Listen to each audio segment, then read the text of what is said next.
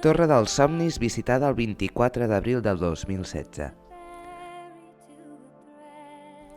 Al juny de l'any 2016 es compliran 134 anys de la inauguració de la Torre de les Aigües del Besòs, una iniciativa empresarial duta a terme a finals del segle XIX amb el propòsit d'aprofitar el cabal subterrani del riu Besòs. El resultat no va respondre a les expectatives dels promotors. L'empresa fracassà, i això va concloure amb la mort no del tot aclarida de Francisco Javier Camps Puigmartí, un dels seus impulsors.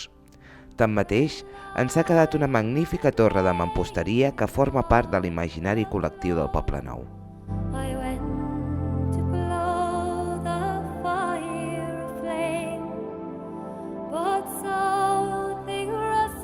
A finals del segle XIX, l'aigua a Barcelona i rodalies era un bé escàs.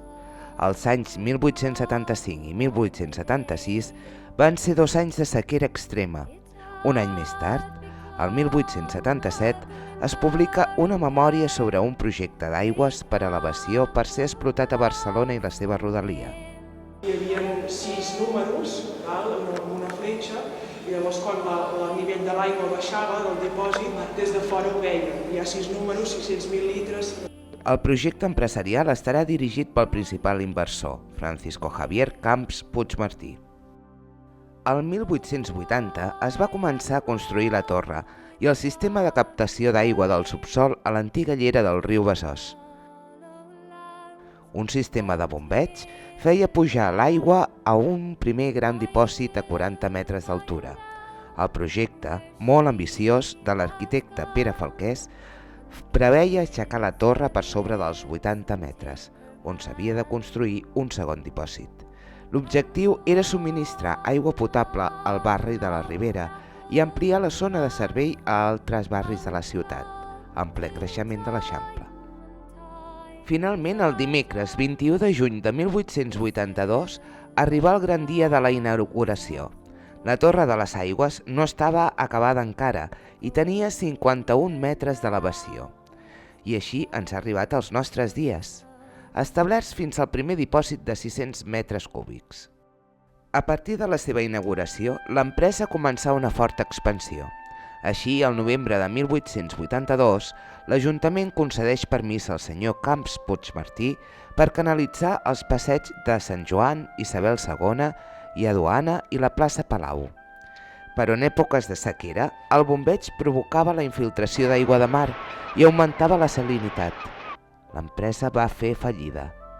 El fracàs de l'empresa va afectar molt al seu director gerent i principal artífex de la inversió, Francisco Javier Camps i Puigmartí, i es diu que aquell fet no fou aliè a la seva mort el 12 de febrer de 1890.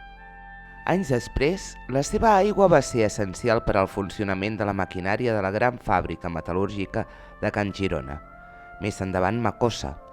La factoria metal·lúrgica Macosa tenia grans necessitats d'aigua i va treure un bon rendiment de les instal·lacions.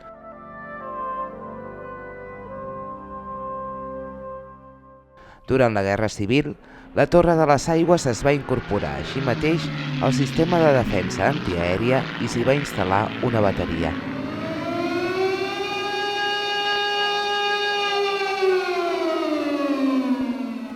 Va haver una guerra atroç i despiadada, una guerra entre germans, que com era d'esperar, els vencedors van escriure les seves propagandes més esmolades.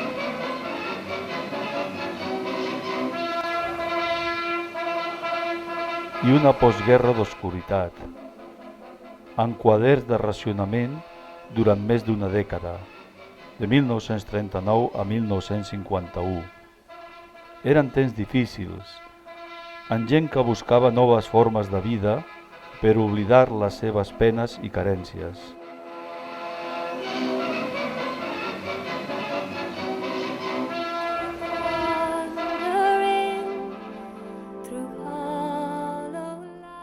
Després dels Jocs Olímpics de 1992 va començar la reordenació urbanística d'aquest sector del front litoral a diagonal mar. La torre va estar en servei fins al 1993 i després va quedar abandonada.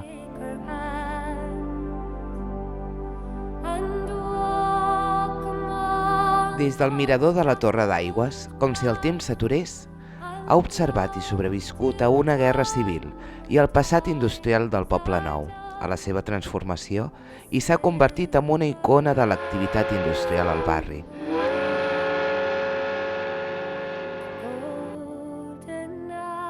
La Torre de les Aigües del Besòs és un dels únics elements que han sobreviscut del patrimoni industrial al litoral de Barcelona, en una zona on el vell Poble Nou ha donat pas a barris residencials com Diagonal Mar. Aquesta volta la anem trobant aquí una mica al sostre, més amunt... Sí, és típic català. Sí, volta catalana, sí.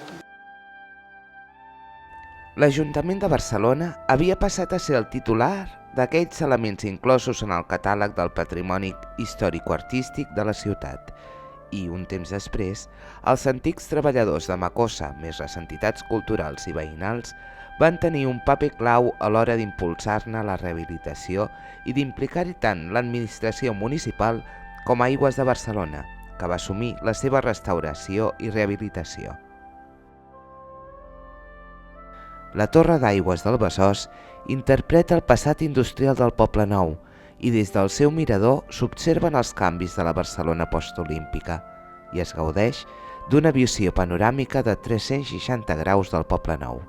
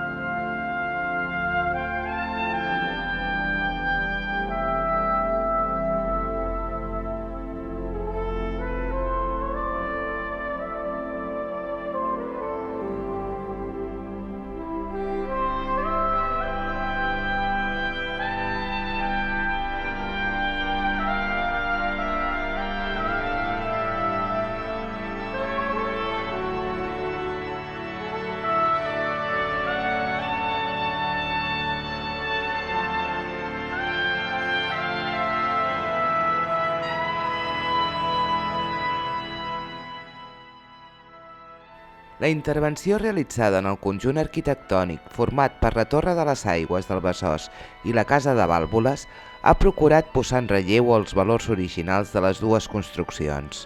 Es van encarregar a l'equip format pels arquitectes Antoni Vilanova i Eduard Simó, l'arquitecte tècnic Joan Olona i la geògrafa i historiadora Mercè Tatcher. Actualment encara es poden apreciar alguns dels elements originals de 1882.